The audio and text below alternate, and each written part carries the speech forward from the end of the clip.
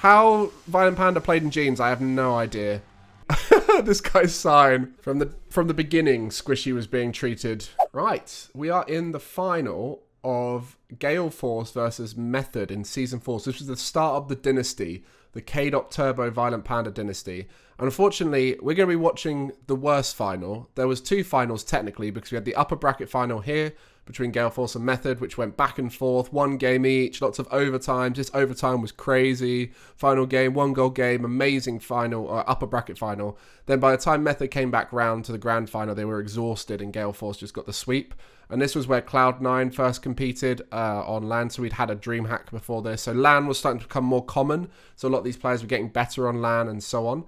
And Gale Force as a team formed out of 2 players who were in the final of the previous event, so Kaydop and Turbo, and then also Violent Panda, who was probably the strongest player in the online season for RLCS, who didn't make Season 3 World. So they all formed a team together. This was the last season before RLRS, so there was the last time you could qualify as an open team.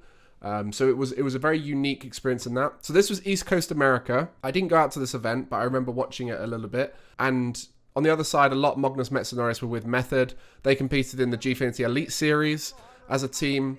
And unfortunately for these guys, they just jumped from org to org to org to org. So their history is a little bit confusing, but a lot came in to replace someone who I can't remember off the top of my head. But a lot had a history of being on like quite exciting teams. And so this team had quite a lot of exciting gameplay that people really enjoyed watching. Oh, it's a Shogun final. What's this badge? What have you got going on here? Shogun with a Brexit badge right there. Go on. So this was the start of the Shogun finals with Findable Carpet, because they did Season 5 as well. So I think whenever there was a European team, they wanted to try and, or if it was a double European game, they wanted to try and get Shogun in those because he was the European guy. Right, let's see what the mechanics have done now. So has the gameplay got more mechanical? It's got faster. It's going to get faster every single time. Oh, little fake. But this was the thing that was so special about Turbo, Violent Panda, and Kaydop was the way they played together. They had such good synergy. They worked really well together. Always looking to cover each other. Violent Panda was known to be the assister. Kaydop was the amazing striker, and Turbo was the assister. There we go. That was the bread and butter of this team. They used to infield pass all the time, and it was so hard to cover. Because at this time, backboards were really scary. People used to go onto the backboard and defend the backboard. But, yeah, the Gale Force team formed the infield pass meta. Oh, lovely little play. So, as I said, this is a bit of a sweep here for Gale Force. They looked the much stronger team. You can already see as well how much more professional the players look. You know, they all look a little bit more mature. They're wearing branded stuff. There's a lot more orgs involved at this time. You know, we've got Cloud9, G2, NRG all here. Gale Force at the time were trying to be one of these like chuck a load of money at esports orgs. Method were one of the cheaper teams, but that was because they also played in Gfinity Elite Series and also the European Classic, like Europe, less expensive. But yeah, at this time there was a lot of orgs coming in and trying to fund some of these top teams. But yeah, gameplay wise, you can see the recovery speed's a lot faster. There's a lot more just generally high flying plays going on. But as I mentioned, the gameplay here is not going to be as good as in the upper final, where it was some of the best Rocket League we'd seen ever. Oh! But yeah, the structure here from Gale Force was so good. It was like the early structure of always there supporting each other, working together, if needed, finding a teammate to pass to, challenging to get possession of the ball. Like, they didn't do anything crazy fancy at the time. Like, there was other teams that were way more fancy. But yeah, this was the start of the Dynasty. As mentioned, we started having LANs at this point. So we had DreamHack Atlanta, which was where Muffin Men did really well and won it. Against Gale Force in the final, I believe, that event. So this was where these teams started to really become LAN players. And then the future is Season 5, That's going to be in London, so that's where Rocket League started to really pop off, is after London. But okay. Oh, look at that. So you can see like how mechanical goals started to become a thing. So we mentioned in Season 3, it was a very defensive final. Defense was coming out on top, but at this stage, people were able to use their mechanics to score goals and outplay their opposition a little bit more. I mentioned a little bit in some of the previous ones, but you see how the car designs, again, they didn't have coloured items on the LAN build. So Kaydop always used to use alpha wheels because they just didn't have access to any coloured wheels. So for him, the way he dealt with that was just to use the alpha wheels, which were shiny and gold. But you can see, like, they've all got default coloured wheels. They've all got very default coloured decals on. Very simple cars. You see here, like, Cristianos were used by everyone. Like, simple coloured wheels were used by everyone. Even though at this stage you could get coloured items. There's a few peaks later on. We'll get onto those. Kaydop used to just sling him towards the net. Oh, look at this. Just constant pressure. Just to sling shots in over and over again. Okay, let's get through to these peaks then. Because like I said, this wasn't the most entertaining of finals. It was just one of those. Oh, Kaydop. No, that was naughty. The fake, aerial fake into dribble.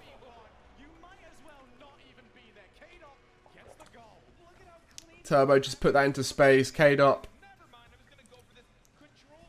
Oh, it was so good. At the time, that kind of car control was starting to come through with the ones players. Like, Kaydop started as a ones player. Well, I started making a name for himself as a ones player. He used to do a lot of show matches and things like that. And he had a very unique play style of just banging the ball on target really hard.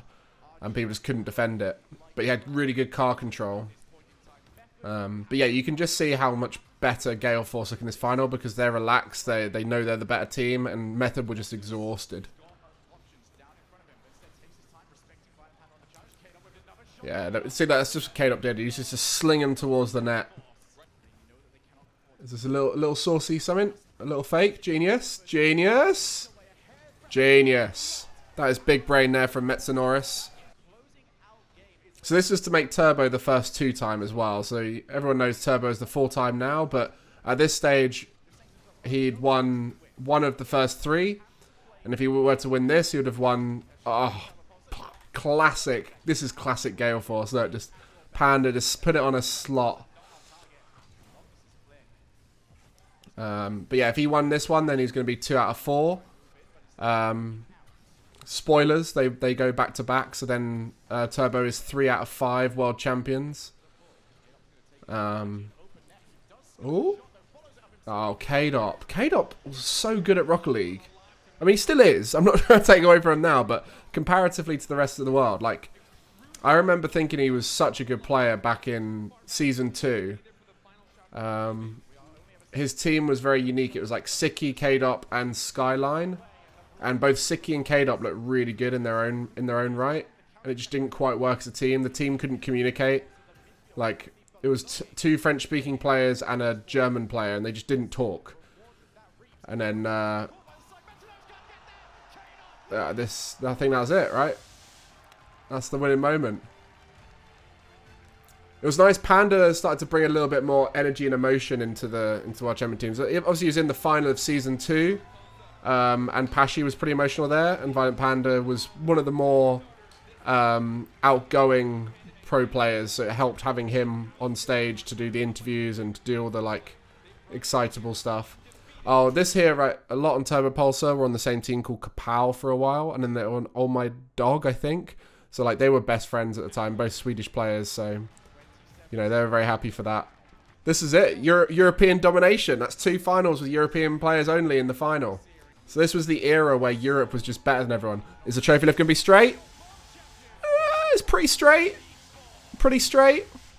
How Violent Panda played in jeans, I have no idea. This one's a little bit of a quicker video. Oh, Golden Boy. We had Golden Boy again. Hey, Striker giving out the medals. He got MVP for being a 2-time. Kaydop was by far the strongest player at this time, but yeah, there we go. That was it. I have no words, to be honest. I feel like Kaydop should have that MVP. Exactly. Kaydop popped off. Do want to do with the MVP? If you want to give it to Kaydop, by all means, go ahead. Ah, there we go. Yeah, they literally gave it to Turbo for the storyline. It's the 2-time, you know? And then Turbo was like, why are you giving it to me? Kaydop carried us. Like, he was so good in that final. He just scored goal after goal. That was a pretty special moment. This guy's sign. Let's go NRG. Let's go cheating. Let's go Cloud9. And then just method. That's genius. Fair play. Whoever that guy is, you're a hero. Look, Kaydop just scored. Look, just watch these replays. It's just Kaydop just banging it in, either scoring or creating goals. I mean, that one he didn't, but he was the first shot, you know? Oh, I forgot about this double tap. Where was this in the peaks? That was a famous little double tap there. That was so class. Big Lawler on the mic. Look at this. Kaydop just slinging them home. Slinging them on net. Look at the little banners, by the way, as well. This is when banners, there was so few options. So just having a penguin. Again, just those highlights showed you why Kaydop was MVP. Okay, we're watching the final goal again. Wait. Did this team won both, like, had their series winning goals off the back of team bumps? I swear no one talks about this. You saw there, Magnus on a lot, team bump. In the famous Season 5 overtime, it was a team bump. Obviously, this one, the scoreline's less important. But why is no one speaking about this? The Dynasty won off of team bumps. Player of the...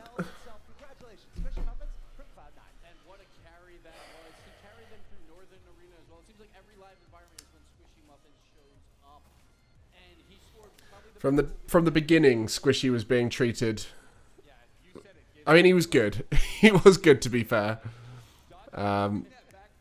This is, you know, this was the famous goal. That was like, okay, it was iconic. Like, why didn't Kaydop get this? Like, Kaydop was just not getting any love. Like, I swear, like, no one... Like, you can see from these highlights, Squishy was good, right? He was a very good player. He was contributing a lot to this team. Oh, yeah, this save was crazy, to be fair. Fair play, fair play. But still, like, the player of the day on the final day of an event was on the third team who lost. It was literally, it was a conspiracy. Squishy from the start was destined to be the most popular player in the world because they made him it. We didn't have the players walking out. Oh, well. That was a short one because it was a short final, but hopefully you guys enjoyed a little trip down memory lane. That was the start of the Dynasty, so we'll be going into Season 5 next time, where it's the famous Season 5 ending. But I will encourage you all to go back and watch any of these finals that you enjoyed, or go back and watch the games from this final. You know, there was the Cloud9 versus Method game, which was pretty spicy with the Squishy goal, but... yeah, it was fun to go down memory lane. I'm excited for Season 5, though. We'll see you there.